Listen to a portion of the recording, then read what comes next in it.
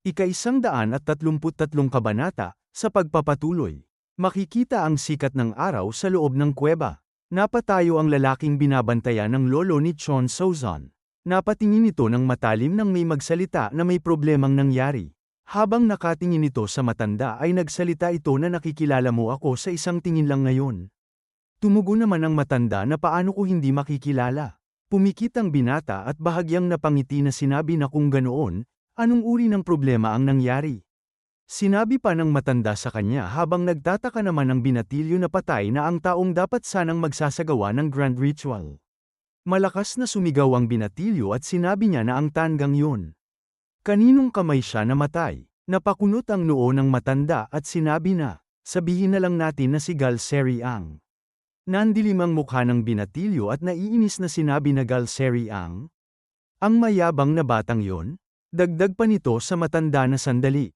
Ano ang ibig mong sabihin na lang natin? Kung si Galseri Ang, si Galseri Ang. Tumugon ang matanda sa kanya na may iba pang tao sa likod niya, pero hindi ko pa nalalaman kung sino. Napangiti naman ang binatilyo na sinabi nito na kung napasunod nila si Galseri Ang, tila hindi sila pangkaraniwang tao. Muling sinabi ng matanda na kung hindi sila ganon, hindi sana umabot sa ganitong punto ang mga bagay. Matalim na tumingin ang binatilyo at sinabi na kung ganoon. Ano ba ang gusto mong sabihin? Tahimik lamang na pinagmasdan siya ng matanda. Tumayo ang matanda habang sinasabi na sa tingin ko, hindi magtatagal ang katawan hanggang sa dumating ang bagong tagapangasiwa ng grand ritual at muling may handa ang lahat. Nagulat naman ang binatilyo sa kanyang narinig habang napatingin sa matanda. At pagkatapos ay napapikit at napabuntong hininga na lamang ang binatilyo. Nang imulat niya ang kanyang mga mata, makikita ang inis sa kanyang mukha habang sinabi ng binatilyo na ibig mong sabihin. Kailangan ko na namang lumipat sa bagong katawan. Ito na ang ika-6 na pagkakataon na ako ay muling isinilang. Bahagyang napababa ng tingin ang matanda at tumugon na paano magiging madali ang muling pagkabuhay ng isang tao. Nilabag natin ang kalooban ng langit. Bahagyang napangisi ang binatilyo at sinabi naman na ang kalooban ng langit. Naniniwala ka pa rin ba sa mga ganoong bagay sa gulang mo? Muling sinabi sa kanya ng matanda na hindi ka naniniwala rito? Sumagot naman ang binatilyo na syempre hindi. Napangisi pa ito at sinabi na ipagpalagay nating talagang may ganoong bagay. Kaninong panig sa palagay mo ito? Sa atin? Hindi nga. Kaya bakit ako maniniwala rito? Pero hindi rin naman tila pumapanig ito sa kabila. Sinabi naman ng matanda na kaya bakit ako maniniwala rito? Hindi rin naman tila pumapanig ito sa kabila. Naiinis na sinabi ng binatilyo na ano? Muling sinabi ng matanda sa kanya na namatay ka ng kaayla-hilakbot sa kanyang mga kamay. Pero ako ay buhay at maayos pa rin sa ganitong edad. Hindi ba? Kung talagang nasa panig lamang nila ang kalooban ng langit, dagdag pa ng matanda na ako, na nakagawa ng lahat ng uri ng kasamaan, ay matagal nang nawala sa mundong ito. Tumingin sa kanya ang binatilyo at sinabi niya sa matanda na ibig mong sabihin, maniniwala ka rito, dahil ikaw ay buhay at ako naman ay namatay. Sinabi naman ng matanda sa kanya na huwag mong baluktutin ang sinasabi ko. Ang ibig kong sabihin, hindi pumapanig ang langit kaninuman. Sumagot naman ang binatilyo sa kanya na ngayon. Tapusin na natin ang pinag-uusapan natin. Sinabi naman sa kanya ng matanda na sa anumang pangyayari, tila kailangan muna nating ilipat ang kaluluwa. Tumingin sa kanya ang matanda at sinabi pa na gaya ng alam mo, mas madali itong maisasagawa kumpara sa grand ritual na orihinal nating pinlano. Makikita naman na tila nasasaktan ang binatilyo at nanginginig ang kanyang boses nang sinabi niya na malas. Madali para sa iyo na sabihin yan. Sa tuwing ginagawa ko yan, pakiramdam ko ay mamamatay na ako.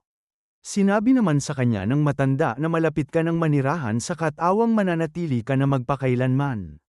Muling sinabi sa kanya ng binatilyo na nakakainis kung ganito mo haharapin ang mga bagay, walang makakaalam kung kailan yun mangyayari. Tahimik lamang na pinagmamasdan siya ng matanda. At pagkatapos ay sinabi nito na may isang bagay na dapat mong malaman. Malamig naman ang mga tingin ng binatilyo at sinabi na ano yun. Sinagot naman siya ng matanda na ang taong makakapagsagawa ng grand ritual ngayon ay ang ina ng bata. Nagulat naman ang binatilyo sa kanyang narinig. Nanlaki ang kanyang mga mata at napasabi na ano. Muling sinabi sa kanya ng matanda na naiplano naman na isagawa ang ritual habang nakatakip ang mukha ng bata, kaya hindi dapat maging problema yun. Pero naisip kong dapat mo itong malaman.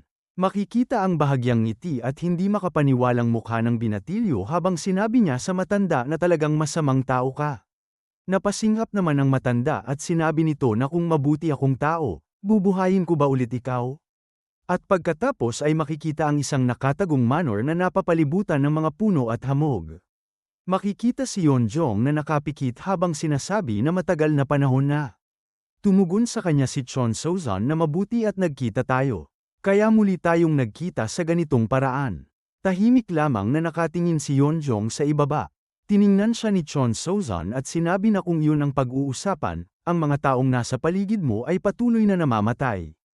Tumingin din sa kanya si Yeonjong at sinabi na huwag mong ipasa ang pananagutan sa mga taong gumagawa ng trabaho.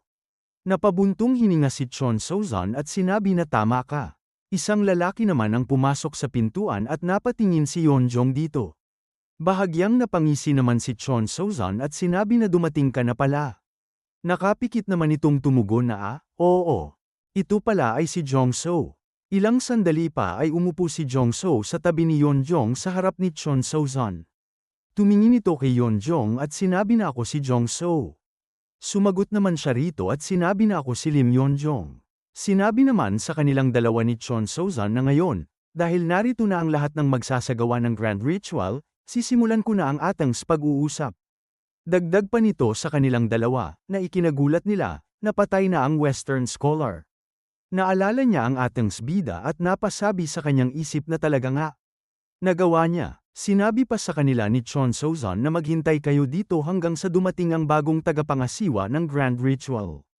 Napasigaw si Jongso na sino ba naman ang pumatay sa kanya? Sinabi sa kanya ni Chon Sozon na hindi pa ito nabubunyag.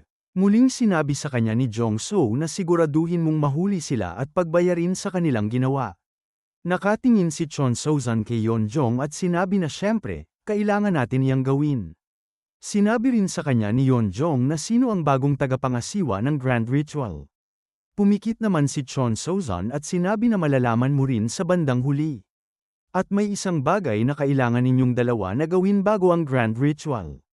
Mariin at malamig ang tingin ni Chon Sozon habang sinabi na kailangan ninyong isagawa ang soul transfer ritual. Nagulat ang dalawa sa kanilang narinig. At napasabi sa isip ni Yeonjong na ang ritual na naglilipat ng kaluluwa ng isang tao sa katawan ng isa pang tao. Napatingin naman sa kanya si Jongso at sinabi na naisagawa mo na ba ang soul transfer ritual? Tumugon si Yeonjong na hindi pa. Muling nagsalita si Jongso na hindi ko rin naisasagawa ang soul transfer ritual. Kung ganoon, paano natin ito isasagawa? Sinagot naman siya ni Chon Sozon na hindi ninyo kailangang mag-alala. Dagdag pa niya na may tiyak na pamamaraan para maisagawa ng perpekto ang soul transfer ritual, kaya kailangan lamang ninyong sundin ito ng eksakto. Tahimik naman na napatingin ang dalawa dito. At sinabi ni Yeonjong na sino ang paksa ng ritual. Habang kumukuha ng papel mula sa loob ng kanyang damit si Chon Sozon ay nakangiting sinabi na hindi ko maipapaliwanag sa inyo. At iniabot ang papel habang sinabi pa na kunin mo ito. Makikita ang gulat sa mukha ni Yeonjong. At lumipat ang eksena sa isang lugar na may mga nakatambak na aklat. Tahimik lamang na nakatingin sa ibaba si Yeonjong. Nagsalita naman si number 7 at sinabi na may iniisip ka ba? Inilabas ni Yeonjong ang papel at sinabi na galing ito sa anak ko. Nagulat naman at napatingin sa papel si number 7. At seryosong sinabi niya na maaari ko bang basahin? Tahimik na iniabot ni Yeonjong ang papel sa kanya.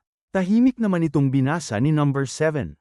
At sinabi nito kay Yeonjong na wala naman anumang problema. Sumagot naman siya na nagbago ang sulat kamay niya kumpara noon. Pati ang nilalaman ay nagbago rin. Madilim ang tingin ni Yeonjong at sinabi na may isang bagay, na parang hindi tama. At dito na po nagtatapos ang ika-133 kabanata.